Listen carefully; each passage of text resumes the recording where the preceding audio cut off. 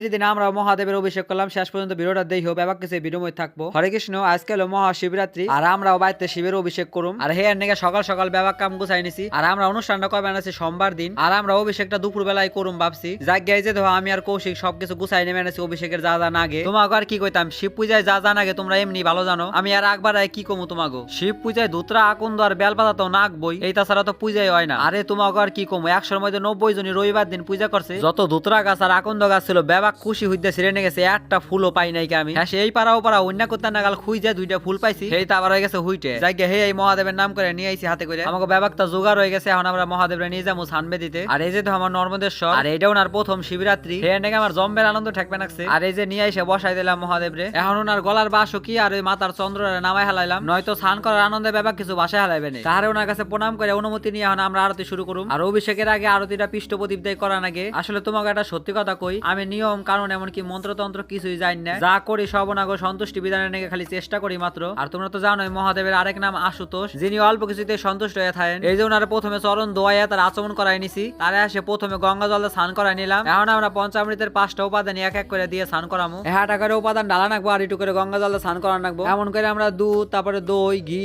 মধু, চিনির জল সবকিছু দিয়ে স্নান করামু। আসলে এর হাতে কীর্তন করলে একটু ভালো হইতো, কিন্তু কীর্তন করার কেউ নাই। হে নাকি আমরা ফোনে চালাই নিয়েছিলাম কীর্তন। তোমরা তো জানোই মহাদেব হইলো পরম বৈষ্ণব আর 12 মহাজনের মধ্যে বিশেষ একজন, যিনি নিরন্তর পঞ্চমুখী রাম নাম জপ করেন। এমনকি কৃষ্ণ প্রেমে নৃত্যের সময় ওনার বসন ঠিক থাকে না, কোথায় খুলে পড়ে যায় ওনার উদিস থাকে না। হ্যাঁ উনি দিগম্বর এই নৃত্য করতে থাকেন। আর তোমরা তো জানোই ভগবান কৃষ্ণের রাসলীলার রস আস্বাদন করার নিগে উনি আহন্তরী বৃন্দাবনে গোপেশ্বর মহাদেব হইয়া সাধনা করবেন আসছে, গোপী গো অনুগত হইয়া গোপী ভাব পাওয়ার নিগে। আর আমাগো নদিয়াই তো উনি হংস ভাই শিব রূপে আছেন। ব্রহ্মার কাছটা ব্রহ্মার হাঁস ধার করে নিয়ে আইছিল হরিকথা হোনার নিগে, আর সেই হাঁসের উপরই হরিকথা শুনতে শুনতে মূর্ছা খাইয়া পড়ে গেছিলেন। আসলে মহাদেবের মহিমার সীমা নাই। আর ভগবান কৃষ্ণ মহাদেবের এই সমস্ত ধামের ক্ষেত্রপাল বানাইছে, মহাদেবের অনুমতি ছাড়া কোনো ধামে প্রবেশ করা যায় না। এই জগতে ভগবানের পরে শিবের মতন মহান চরিত্রের আর কেউ নাই। আর এই শিবের মতন পরম বৈষ্ণবরে কিছু পণ্ডিত মানুষ গাজামত খাওয়ার কলঙ্ক দেয়, মহাদেবের সাধারণ পাগলের নাগাল মনে করে। এই জগতে যত ধরনের সঙ্গীত কলা আছে, নৃত্য থেকে শুরু করে বাজনাতে শুরু করে সবকিছু মহাদেবের কাছ থেকে আইছে। মহাদেব হচ্ছেন পরম উদার, তার নাকি উনি সবাই আশ্রয় দেয়। সমাজে যত অবহেলিত জীবজন্তু আছে এমনকি ভূত পেত আছে, সবাই আশ্রয় স্থল হলো মহাদেব। আসলে আমাকে দোষ এটাই, আমরা অনুসরণ না করে সবার অনুকরণ করবার চেষ্টা করি, হুবহু তাকে নকল করবার যে অপরাধের তলায় পড়ি। থাকবে আমার কথা যদি আবার কষ্ট পাও তাহলে আমার একটু ক্ষমা করে দিও তোমরা। অভিষেক, আরতি, পুষ্পাঞ্জলি সব হয়ে গেছে, এখন ভোগ লাগবো। গৌরনী তার ভোগ লাগানোর পরে এই প্রসাদী মহাদেবের উদ্দেশ্যে অর্পণ করা হইব। আর মায়ের রান্না করছিল দেখা হয় যে খিচুড়ি, আলু বেগুন কাঁচকলা ভাজা, আর এই যে একটু ক্ষীর, আর হে রাতে ফল মিষ্টি যোগ করে ভোগ নাগাই দিছি একসাথে। কি আর কমু, যেটুক পারছি এইটুক কি করছি, ওনারে সন্তুষ্ট করা সাধারণ একটু চেষ্টা কেবল। মহাদেবের কাছে এটাই প্রার্থনা যেন আমরা সবাই মিলে ভালো মতন কৃষ্ণ ভক্তি করা পারি। যাই আজকের মতন এই নেই শেষ। তোমাকে ভালো লাগলে একটু কমেন্ট করো।